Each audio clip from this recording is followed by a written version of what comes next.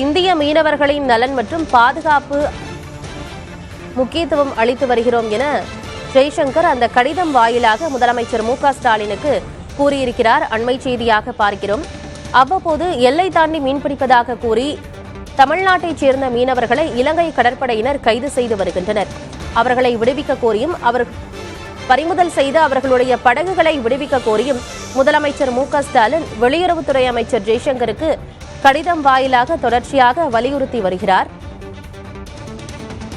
இந்நிலையில் முதலமைச்சர் மு.க.ஸ்டாலினுக்கு வெளியுறவுத்துறை அமைச்சர் ஜெய்சங்கர் கடிதம் எழுதியிருக்கிறார். அதில் மீனவர்களின் நலன் குறித்து அவர் எழுதியிருக்கிறார். விவரங்களோடு செய்தியாளர் கணபதி இணைகிறார். கணபதி, முதலமைச்சருக்கு வெளியுறவுத்துறை அமைச்சர் எழுதியிருக்கும் கடிதத்துல என்னென்ன விஷயங்கள்லாம் குறிப்பிடப்பட்டிருக்கு, என்ன விவரம்? ஜெய்சங்கர் எழுதியுள்ள கடிதத்திலே ஜூன் 26 வரை 34 இந்திய மீனவர்கள் இலங்கை சிறையிலே உள்ளதாகவும், அதை தவிர 6 மீனவர்கள் தண்டனை பெற்று அங்கே தண்டனை காலத்தை அங்குள்ள சிறையிலே கழித்துக் கொண்டிருப்பதாகவும் தகவல் தெரிவித்திருக்கிறார். அதாவது 40 இந்திய மீனவர்கள் தற்போது இலங்கை சிறைகளிலே இருக்கிறார்கள்.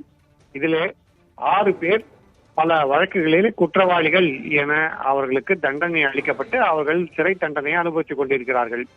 மீதம் உள்ள 34 மீனவர்கள் எல்லை தாண்டி மீன் பிடித்ததற்காக கைது செய்யப்பட்டு தற்போது அங்கே விசாரணைக்காக காத்துக் கொண்டிருக்கிறார்கள்.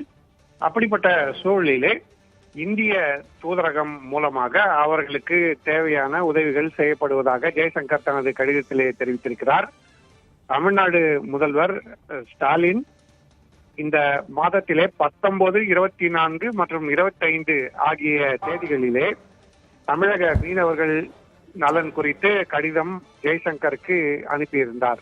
குறிப்பாக இலங்கை கடற்படை இந்திய மீனவர்களை கைது செய்வது, அவர்களை உடனடியாக விடுவிக்க தேவையான நடவடிக்கைகள் எடுக்க வேண்டியது குறித்து இந்த கடிதங்களிலே குறிப்பிட்டிருந்தார். இந்த கடிதத்துக்கு அளித்துள்ள பதிலிலே ஜெய்சங்கர் 1974 வருடத்திலே மத்திய அரசு மற்றும் தமிழ்நாடு அரசுக்கு இடையேயான ஒரு ஒப்பந்தத்தின் அடிப்படையிலே இந்த பிரச்சனை ஆரம்பமானது என குறிப்பிட்டிருக்கிறார். அதாவது கச்சத்தீவு ஒப்பந்தத்தை பற்றி அவர் பெயரை நேரடியாக குறிப்பிடாமல் இந்த கடிதத்திலே மறைமுகமாக தெரிவித்திருக்கிறார். மக்களவை தேர்தலுக்கு முன்பு அந்த பரப்புரை நடந்து கொண்டிருந்த சமயத்திலே கச்சத்தீவு விவகாரம் குறித்து பல்வேறு விதமான சர்ச்சைகள் எழுந்தது உங்களுக்கு நன்றாக தெரியும். அது தொடர்பாகத்தான் ஜெய்சங்கர் தனது கடிதத்திலே சூசகமாக குறிப்பிட்டிருக்கிறார். அதை தவிர எப்போதெல்லாம் மீனவர்கள் இது போல கைது செய்யப்படுகிறார்களோ அப்போதெல்லாம் அவர்களுக்கு உதவி செய்வதற்காக நடவடிக்கைகள் எடுக்கப்படுகிறது எனவும், மீனவர்கள் நலனுக்கு எப்போதும் வெளியுறவுத்துறை அமைச்சகம் முன்னுரிமை அளிக்கிறது எனவும், இலங்கையில் உள்ள இந்திய தூதரகங்கள் மூலமாக அவர்களுக்கு தேவைப்படும் நேரங்களிலே உதவிகள் அளிக்கப்படுவதுடன் பிரச்சனையை தீர்ப்பதற்கான பேச்சுவார்த்தையையும் மத்திய அரசு இலங்கை அரசுடன் நடத்தி வருகிறது போன்ற விவரங்களையும் ஜெய்சங்கர் தனது கடிதத்திலே குறிப்பிட்டிருக்கிறார். ஆகவே தமிழக முதல்வரின் 3 கடிதங்களுக்கு தற்போது ஜெய்சங்கர் பதிலளித்திருக்கிறார்.